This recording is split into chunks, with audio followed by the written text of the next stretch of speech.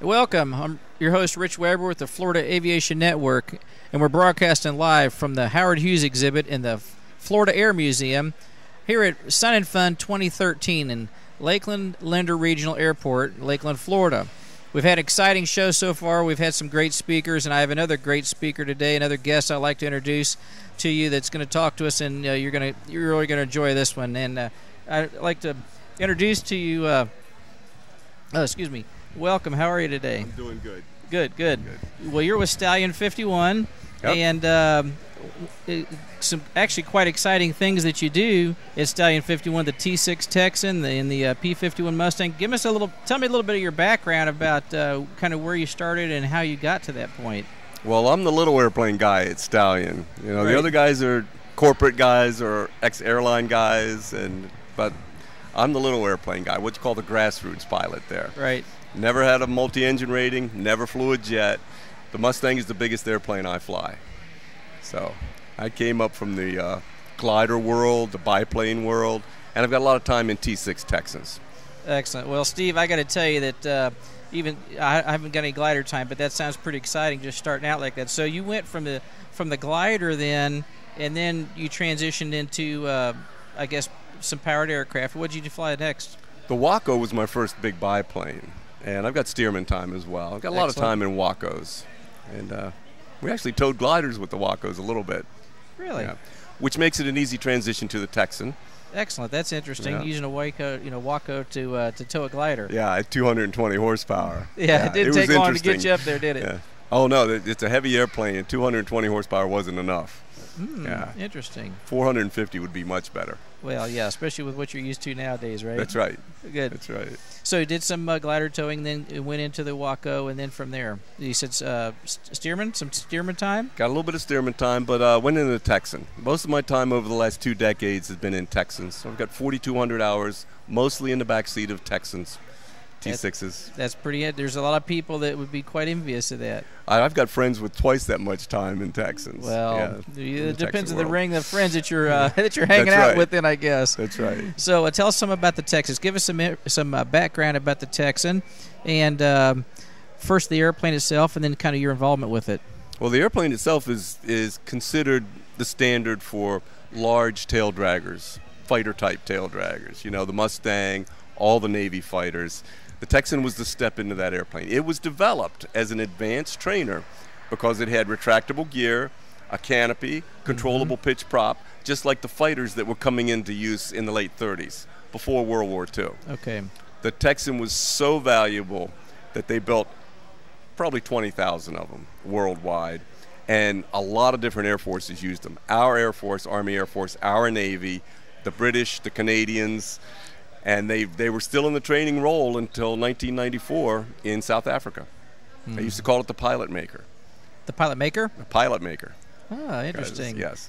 Yeah. I guess that was quite fitting of a name, I suppose. Oh, yeah. Yeah. It's probably, in my opinion, it is the best military trainer ever made for various reasons. One of which is not that easy to land.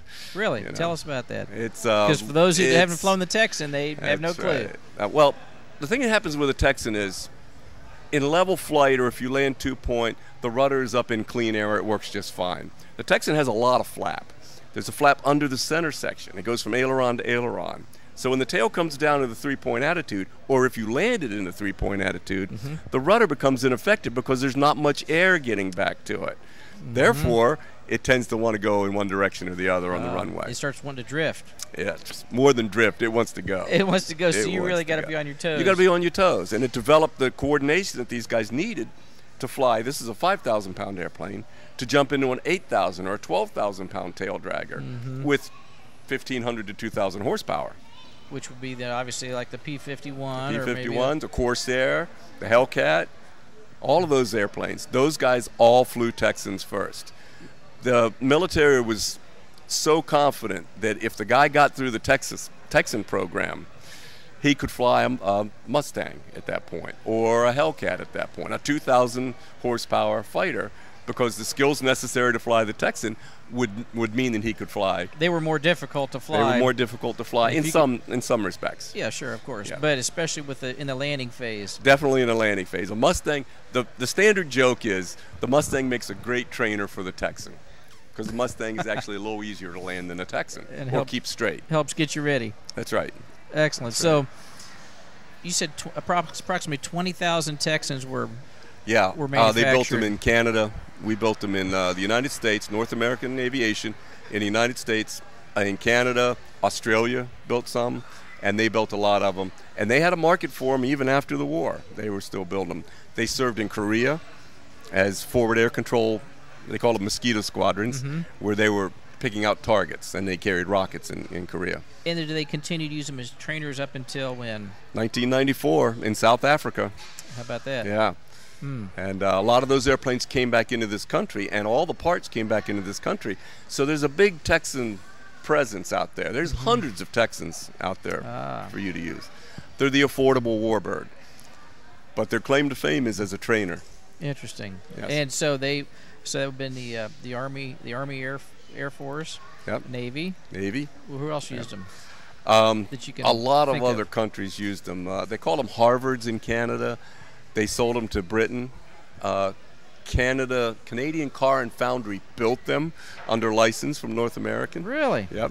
And they went to Britain. So a lot of the fighter pilots, World War II type fighter pilots, I'd say almost all of them were trained in Texans or Harvards before they got to a real fighter. Interesting. They didn't have two-place trainers for the fighters back then. What did they do? They took them from the Texan. They gave them a cockpit briefing in a 2,000 horsepower fighter and said, "Have at it, young man, but be careful. Be ready, and here you go. Hope you learned well in the Texan." That's right. Yeah, that was the value of the Texan. That's why it was so important. That's why did they have any clue, looking back in history, like around that era, how many military pilots were trained in the Texan? Is there any kind of statistics on that? Hundreds of thousands, you know. Yeah, I would imagine. I think they tried to train 100,000 guys in a couple years in the United States. Wow. Imagine getting some of those guys together for a reunion. You might have quite a group, actually.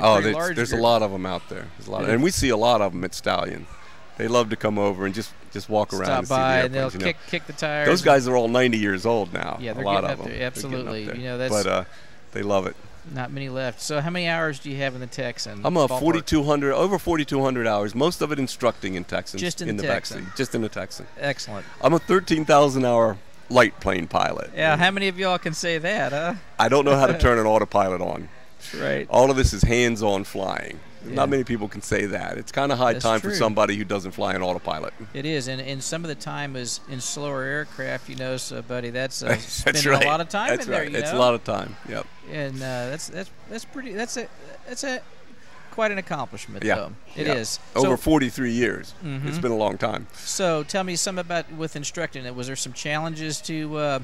In other words, like in helicopters, they say, you got to watch it because you're down low and these students can kill you. So there's the same challenge in the Texan. It is. And the Texan in the back seat, as an instructor, you can't see near as well as the guy in the front seat. And the beauty of that is you're behind the center of gravity in a Texan, and you can see the wings in front of you. The guy in the front seat is sitting on top of the wing, and all he has in front of him is the nose. The guy in the back seat, the instructor, can actually feel and see the yaw before the guy in the front seat. So the guy in the front seat, all he can really see is the nose and maybe maybe the spinner even of the. No, it's just a big round cowling, and it really blocks out the runway. When the nose comes up, it blocks out the runway. So now you're looking at the edges of the runway. Well, it's a tail dragger trick. Side here. That's right. The trick is actually to look straight ahead. Use your peripheral vision to look at the edges of the runway. There's a certain place on final when you pull the nose up that you kind of lose sight of the whole runway. The standard joke here is if you can see the runway, you're not lined up with it.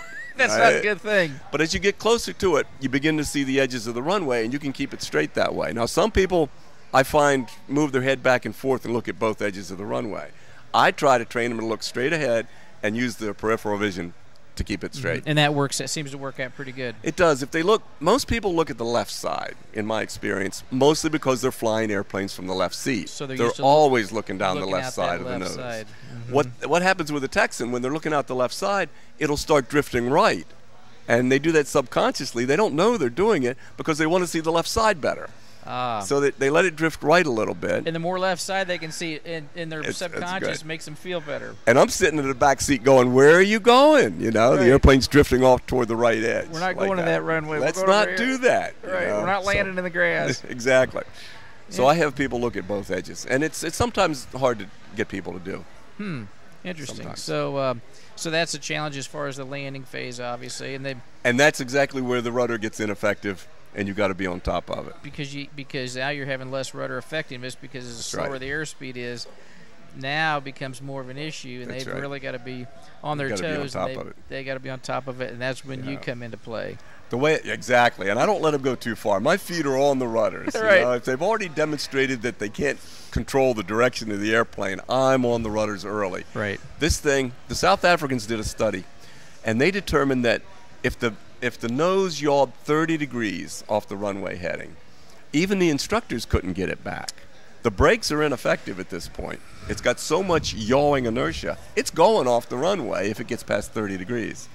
If it gets past 20 degrees with a student in the airplane, it's probably going off the runway. Probably going to be the same. But the instructor can save it. So they actually did some studies on that. But that's good. That's a good piece of information. It is. It's kind of good to know.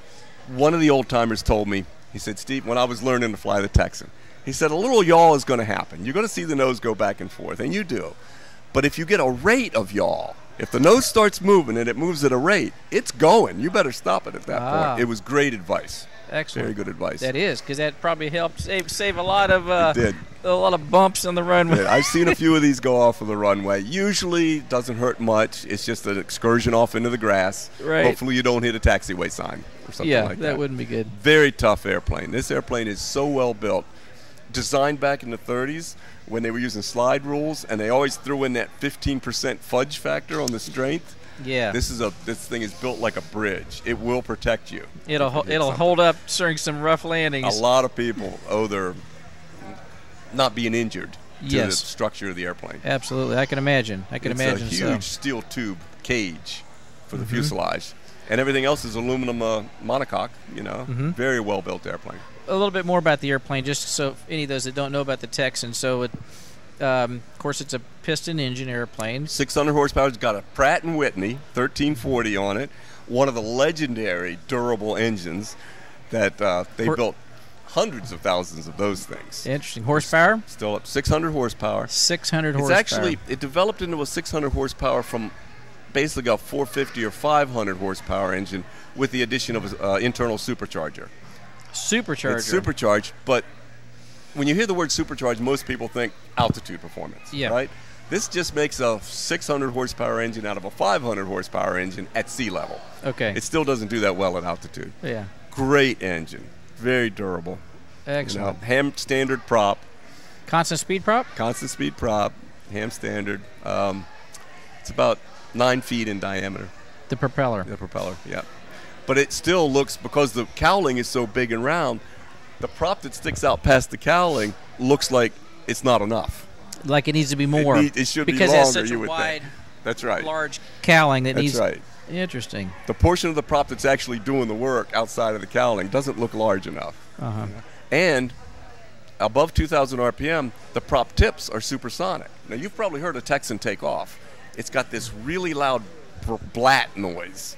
And you've heard the Aeroshell team flying. Yes. You've heard that prop. That's all prop noise. The prop tips are supersonic at that point. So that's talking. where the noise comes from. Yeah. Yeah. They're really talking. So is it most of the students that you get in that want to fly the Texans, some have no experience in the Texans, probably most don't have any experience. So what kind of program do they have at Stallion 51 for anybody interested? I guess it depends on what level they want to get to. That's right. In the Texan, we've got the Texan for two reasons. We do Texan basic training in Texans and transition trainings to the Mustangs in the Texan. If somebody comes to train in a Mustang and doesn't have much tail dragger time, he can go into the Texan first and develop the skills necessary to fly the Mustang, just like back in 1940. Right. Get him ready. That's right. So, I forgot where I was going to go with that. What all packages, if you want to call it a package, okay, how many hours can you go out and just spend a couple hours if you want? You can do whatever you want. Of course. Our Texan training syllabus is about 10 to 12 hours, depending on the person. We like to have people who have some tail dragger experience, have done a lot of tail dragger in lighter tail draggers. Okay. Because the Texan isn't that good a trainer for people with no tail dragger skills. Okay. The guys that got in there in the 40s all had Cub time, Stearman time, Fairchild, multi-vibrator time. They were all tail dragger pilots by the time they got to the Texan. Even if they were brand new, young, 18, 20-year-old 18-year-olds. kids. They'd been through that They kind of started them training out in first. some of these This was the smaller ones. advanced trainer. So the Texan was the advanced trainer That's even right. back then. So you could be pretty sure that they had the skills, the tail dragger skills, to fly the Texan. Even then, they ground looped a lot of them. I bet that was a sight to see, wasn't it? Oh, yeah. You can imagine. But like you said, thank goodness that it was built like a truck and it could handle most of it. And the gear wouldn't collapse or anything like that. Exactly. You almost have to hit something to hurt the thing. So the Texan, you can take them out and obviously just teach them to land, but you can also take them out and start doing some basic aerobatic maneuvers. Oh, yeah. I mean, of course you can, but what's very similar to the Mustang. typical what most fact. people want? Do they mostly just want to go out and... On an orientation flight, people that come to fly the Texan, they do most of the flying during the flight. There's not a whole lot of demonstration. We do the takeoff. We do the hard stuff. You know, we work the radios. We do the navigation. We want them to enjoy flying the airplane hands-on. Right. Typically, most people will do a lot more than they expect to. And they'll do wing-overs and rolls and loops and Cuban-8s up to that point. Okay. Now, the real rambunctious guys will do reverse Cuban-8s, 4-point rolls, big barrel rolls. Really? We take them a little bit farther. And it depends on what they want to do. We're not there to show them what we can do in the Texan. Well, of course, because that's, Yeah, we want them to, first of all, do the flying and enjoy what they're doing. Interesting. So they all do more than they expect to, and they're all wearing a big grin when they get down that they can't get rid of. Excellent. It's one of those 2-day grin things. They're happy and they're ready to come back for more. That's right. That's right. So they can either come and get just the Texan training, or they can go all that involves, or they can do the transition and transition into the Mustang. Then that's right. I recently had a student who came through the Texan for a week with me, and then moved into the Mustang with me for a week. So he did both. Now he didn't require the whole Texan course because he wasn't checking out in the Texan. We just had to develop his skills to the point that he could get into the Mustang safely. But now you said a checkout in the Texan. Is this something where they can actually get checked out and fly it themselves solo? Oh yeah. And rent it? Well, not at Stallion 51. Most of our customers either have access to a Texan or they bought a Texan. So they want to get trained in it. They want to learn how to fly it. And their insurance company wants them to get trained well. And their insurance requires them to do that. That's right. So then that's where they're going to go and get X number of hours, whatever the insurance may require, or that's what they require. Actually, what they require is a sign-off from Stallion 51. Right. The Stallion has a great reputation with the insurance companies because we're pretty thorough about it. And they know that once you guys say that they're good to go, then they're going to be safe and they're going to be that's right. Competent to fly the aircraft. Matter of fact, that recently happened to me. I sent a guy home with his brand new SNJ, a beautiful SNJ 5. He was already a tail dragger pilot. Okay. He needed Texan-specific instruction. And I said, usually the insurance company wants to see a Stallion syllabus sign off before they cover you. Ah, right. And he said, I've talked to my insurance company, and they said, if you say he's ready, he's ready. So he got out of there with about 5 hours of training instead of 10. Very sharp pilot, though. Right. It all depends on the pilot. Of course, it's always going to make a difference. So anybody that's thinking about it, just know that it's not a flat. That's right. It's not a flat 10 hours. It all depends. Depends on your skill level. And you want to come prepared. Right. Okay, so now we transition into the Mustang, which is the T. A lot of people think, oh, that's the P-51 Mustang, but there's also a reference to TF-51 for the dual controls. The airplanes we use are TFs. Dual controls, 2 panels, 2 cockpits. It's got a larger bubble canopy to fit the second seat and a taller tail. Other than that, it's a D model. All of the TFs are modified D models. They fly like D models, single-place D models. It's just that you can put an instructor in the back seat with you, and he's got almost everything you have in the front seat. Excellent. Now, when you refer to the D model, some may not know what is the D model. What's the significance of that? that? The P-51D was the later version of the Mustang with a bubble canopy. They built more of those than any other Mustang. In a 2-year period, they built a lot of them. In I a can't give you 2-year the period. number. Yeah. 2 years. It was like 1943 and 44. They built a lot of them. Yeah. Thousands of them. And the TF came after the war. Like I said, originally these guys went right from a Texan to a Mustang. Yeah, and they were like, all right, guys, you're good to We go. really need a dual trainer in the Mustang. So especially they were trying to market these airplanes to third world countries, South American countries. So they wanted a dual a trainer where the instructor could have controls too. So that's where the TF came. And they took a D model off the line and modified it at a different place into a TF. You could take a D model today and modify it into a TF. Do they have to? They obviously have to stretch it. It's the same airframe. Same airframe. It's a little tight in the back seat so because of what that. they do is they take the same cockpit and just make it into a two-place. That's right. But remember, in the D model, they had 85 gallons of fuel back there, armor plating, radio equipment. There is room back there. Right behind the pilot. The single seat D model. That's right. Is where they put that extra 85 gallons of fuel. And so they didn't stretch it. They didn't enlarge it. It's a D model fuselage.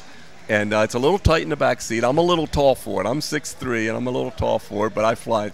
Right. I can get in there. Yeah, buddy, I'm telling you, if somebody wants to do it, they can. Yeah, the front seat isn't that roomy.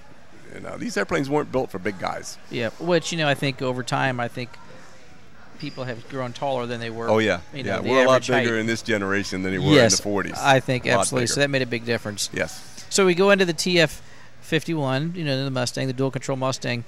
And is it preferential to have some Texan time or is any kind of tail dragger time? I mean, depends on what level you want to go to. We recommend 200 hours of tail dragger time and 10 hours of Texan time.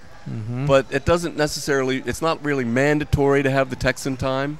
It all depends on your skill level. Skill level and where you want to go? We do put people right in the Mustang if they show they have the skills.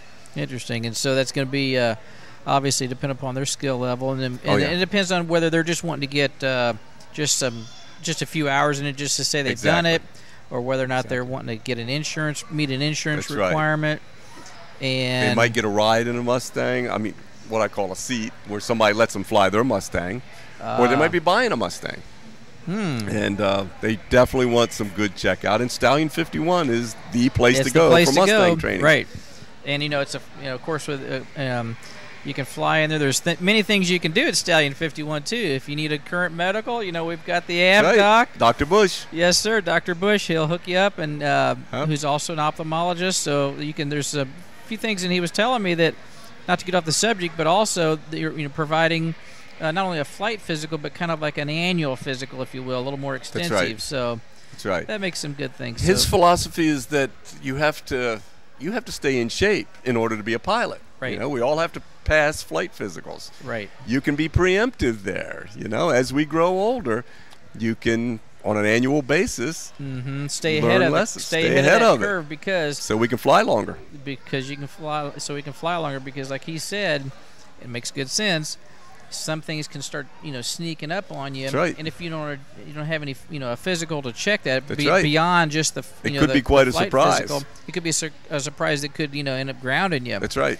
For a while or permanently, so that's another advantage of coming to Stallion 51 to do that. Now, also, there's some other things that you do at Stallion 51. You're an A&P. Yep, I get to work them. I got a lot of experience working on Texans, as I've been doing it for a couple of decades. Excellent. I know I fix Texans over the phone. I know all about them. So now tell me, if somebody has a Texan, can they bring it to Stallion 51? We don't do Texan maintenance per really se. Maintenance? Okay. Nope. I maintain our Texan. Okay. But we know people who do. So once again, if they have a Texan and they need some service done on it, they don't know where to go to, they can contact Stallion 51. Definitely. You can point them in the right direction, get them hooked up, get them going in the right direction. We just don't have the facilities to do that. We're spending a lot of time keeping our Texan maintained and Mustangs. So because that can take some time. Oh yeah. And plus, when you've got other responsibilities as well, the flying, you've got not only you're maintaining the aircraft, but then you're flying. You're going out doing Texan instruction. Yep. Being the chief instructor for the Texan. Yep. And then spending time in the P51, the TF51. Yep. And those kind of things takes up a lot of time. What else is going on at Stallion 51 that we've got a new program It's unusual attitude training in a jet. That's really interesting because they've put an old-style hood over the rear cockpit canopy and a glass cockpit in an L-39. We got a hot rod L-39. Excellent. And training corporate pilots mostly, or airline pilots, jet guys. Upset training, unusual attitude training in real life. Now, we used to do that VFR in the Mustangs. And the draw was you get to fly a Mustang, too. Right. Well, this is IFR training on the gauges on a modern glass cockpit where you can't see outside. Very effective, unusual attitude training, I got to tell you. Very effective. That's the newest thing we've been doing at Stallion. So they're doing that in actually the aircraft itself, and they'll take it out. That's right. Not a simulator. We're talking the aircraft. That's right. Most of those guys have some of that kind of training in a simulator. This is the real thing. Good. It's excellent training. Now, like I say, we've been doing that in the Mustang for a long time, the upset training. And it's pretty basic stuff. It's basic aerobatic stuff. Right. But this is great training for all the modern jets. All the airliners, all the fly-by-wire airplanes out there. A lot of these younger pilots haven't had much upset training. They haven't had that, right. Just like a lot of these younger pilots haven't had the old steam gauge training, That's right. That makes a big difference, It makes a big difference when something disappears. When something disappears, something goes something away goes in the wrong, cockpit. That's right.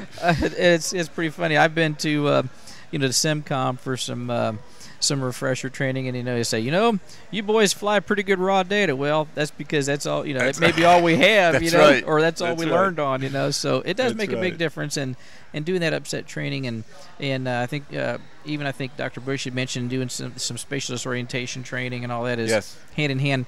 It's a good resource that the corporate world can take advantage of. Definitely. And so, what else going on with Stallion 51 at Sun and Fun this year? Well, we've had what you've done so far and what you're going on. Lee's been over here. He flew Thursday in Crazy Horse 2. He's going to fly tonight before the night show in Crazy Horse 2. We've got a tent on the northwest corner of the Warbird ramp there. Okay. And it's a hospitality tent. We invite people to come by and see us. What all's in the tent that they can see? Have you got any aircraft over there? Promotional stuff. I've got the T6 parked right next to the tent. Good, our perfect. Texan. Perfect. I'm not sure they're going to get the Mustang over there close to the tent this time, but it is on the ramp down the way a little way. Okay, so they can walk down there and see that, and people love looking at Mustangs. Yeah, and all the other warbirds right there, so they can come by and see, talk to y'all and visit, and maybe get some information. Come on by, see us in Kissimmee. It's not we far invite from here. people over here all the time. They don't have to take a flight. Just come by and visit us. Excellent. That's like a living museum. Right. And then so we've got the he's going to fly this later afternoon prior to the night show. Yep. Good deal. Well, listen, Steve, it's been great talking with you. You've given us a lot of information. I appreciate you taking your time out of your day to You're welcome. make for us to great information and learn about the techs and the P-Food and a lot of stuff going on at Stallion 51. So, listen, guys, I've been talking with Steve Laramore with the Stallion 51 group. And I'm your host, Rich Weber of the Florida Aviation Network. We got to cut it short now, but we'll stay tuned. We've got some more exciting info.